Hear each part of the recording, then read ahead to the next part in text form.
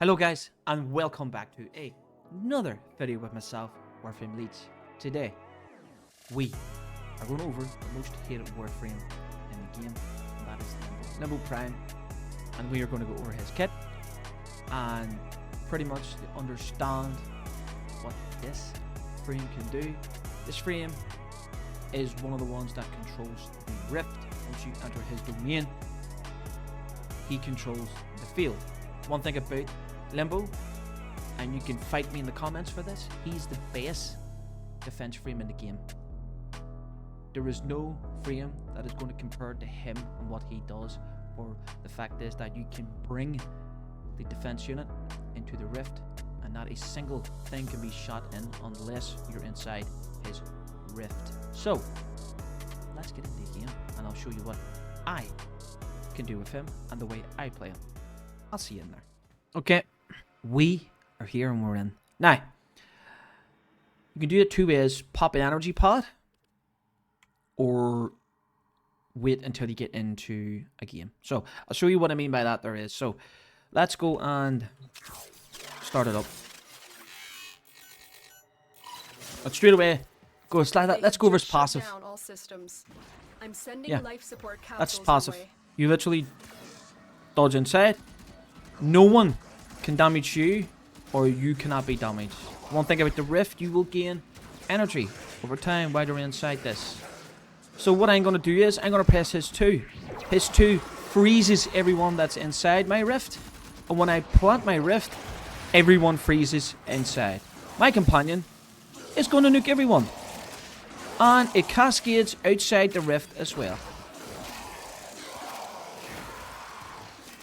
Yes.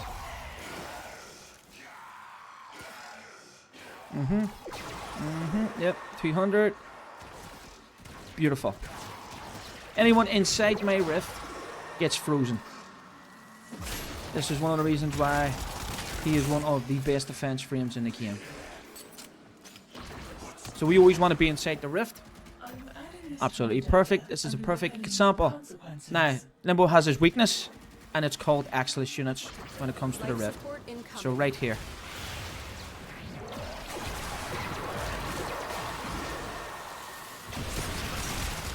Limbo cannot control Axeless units inside the Rift because freezing is classified as a status effect.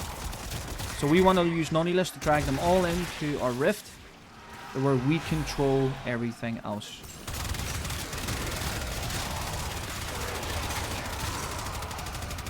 So we're going to come out of the Rift and we're going to go back into the Rift. But how do you get people to come in and out of your Rift? Well, there's two ways you can do it. This is one. Press this. And they're still inside it. So see the ones that I just affected with my Rift Surge? They're the ones that are affected. Right here.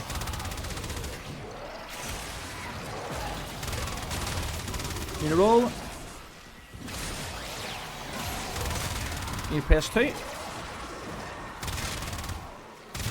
Just like that. You just stay in the Rift and we're going to stay alive. Even the Axeless unit can't even touch us. We can't pick anything up. We control the Rift. Okay? So we're going to press 2 again and we're going to bring everyone inside here. We're going to freeze them all. And we're going to get the companion to nuke everything. Life support on the way. Yep. Take your Rift down, go back in. These guys are inside the Rift because they're froze. Anything that freezes, they're literally inside the Rift. Okay, we got an Axeless unit. And then we go back in. We'll come back out. Additional life support has arrived. We'll go back in. We'll go back out. Back in. Okay, we'll go back out.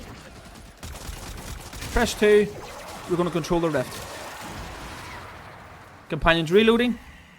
Companion just lets you shoot. And they will eventually die. And there you go. There's a cascaded. Right. All of the cascading of the day. Absolutely fantastic, right?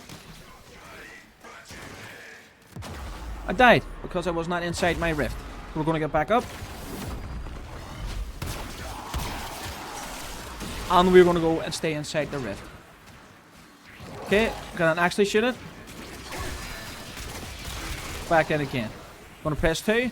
We're going to control it. We're going to nuke everything here. We're going to control the rift. We're going to go back into the rift. And now I'm going to kill him. We're going to go to in here, bring everyone in. Right? Affect everyone with Rift Surge. These guys are now in the rift. So I can't do nothing. So the only way I can control them is getting into it. I'm going to press 2. These guys should freeze. Go into our incarnate. Look at all this. We go back out. Control everyone inside the rift. And that's all starting to cascade. Look at all cascaded. 2.9 mil. Perfect. See all the cascading? Right? We roll dodge, go back inside the rift. Because we've took a big heavy damage. We'll go back in. Right? We're going to use our second weapon, the Furious Incarnate. And get a bit of overguard. We're going to press 2. We're going to press 4. We're going to press 4 again. The control. Companion's going to cascade. Extraction is ready. Right? Going to come out. Everyone dies. This is it, ladies and gentlemen. This is it. Synergies is what makes Limbo insane. He controls the rift. It's still cascading. I'm going to go in the rift to see how long it goes for. And there you are. Right? Cascading still.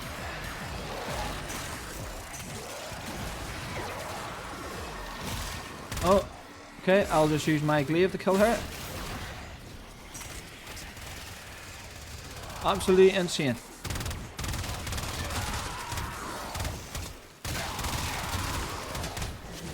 Go back into the rift. We'll press 2. We're going to press 4. Control everyone in the rift. We're going to press 2. Sorry. Let's see. Unfroze them. Right? Control everything in the... Control everyone in this rift. We're going to come out of the rift. We're going to go back into the rift. We're going to press 4. We're going to press 4 again.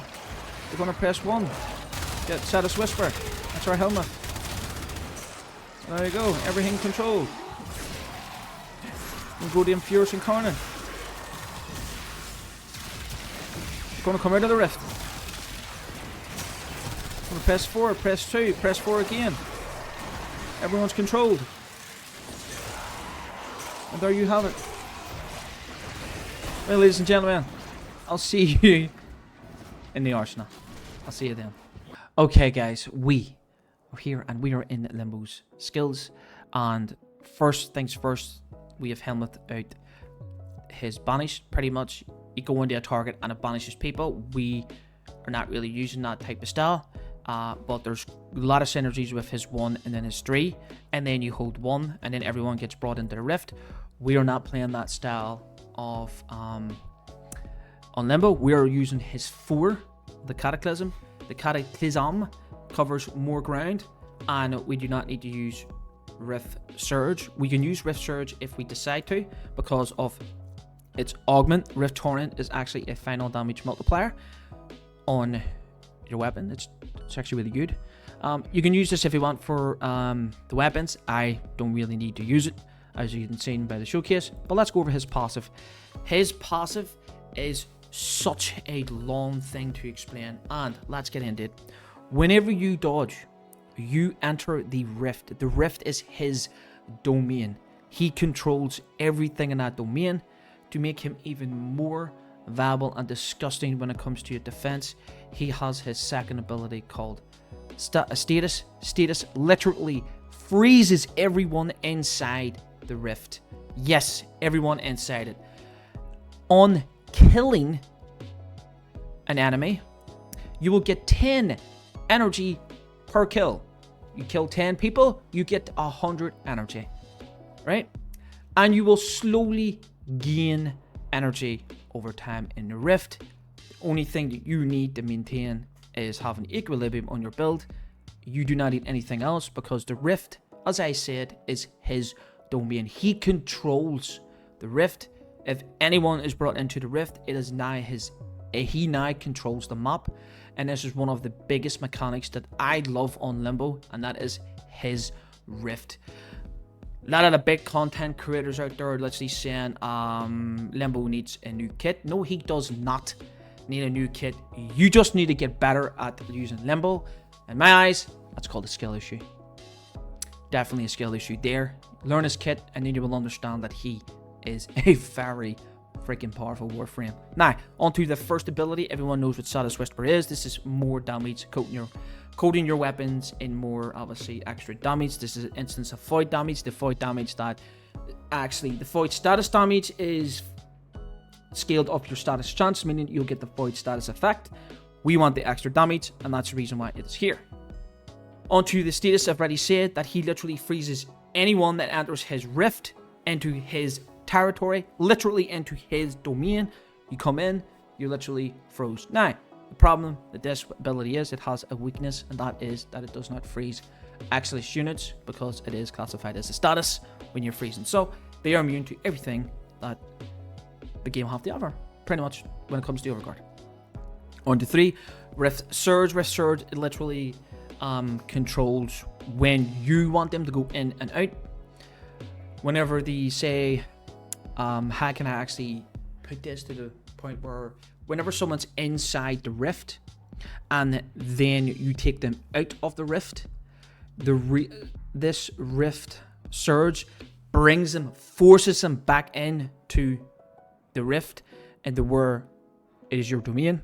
So whenever the Cataclysm is over and you have Rift Surge over it, aka Rift Torn as well, give you more damage on your weapons. This here keeps them inside the rift for longer, meaning that your 2 can stay up longer, or in this case, reapply your 2 to where you do a lot more killing. Now, onto his 4, the Cataclysm. The Cataclysm is an explosive damage of blast. The only thing that we worry about is when we're bringing our enemies inside the rift. We also have an augment for it as well, and it's called the Cataclysm. This one here. Realistically, it just increases your duration for each enemy killed inside. I wouldn't use it, but if you want to have a duration where it's like a defense, I would use it, but I don't use it for defense either. But it's entirely up to you if you want to use it. So realistically, this ability is the duration you want to have base duration on this build, or like about 135, maybe 145. The reason why is the longer the duration, the slower it shrinks. This also is increased by range. You do not want a huge Cataclysm bubble. The more it goes inside your rift bubble, the more likely that you are going to die. Because remember, you cannot freeze Exilus units, so you want to have this at the base range of the radius. You do not want any higher than 130.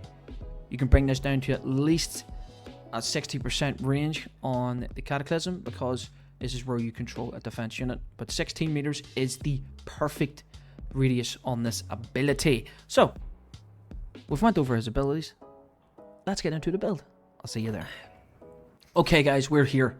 And we are in the arsenal. Now, as you can see, we have green emerald archon shards. And yes, these are corrosive stacks, meaning that we get the full armor strip.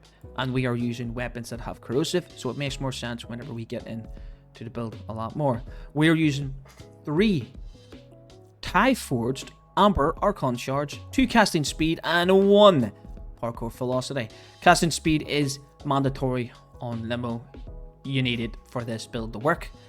Obviously, if you don't need parkour velocity or you don't want it, take it off and put more casting speed on, because he needs it, trust me. Now, onto the build itself, and this is the build that I have here.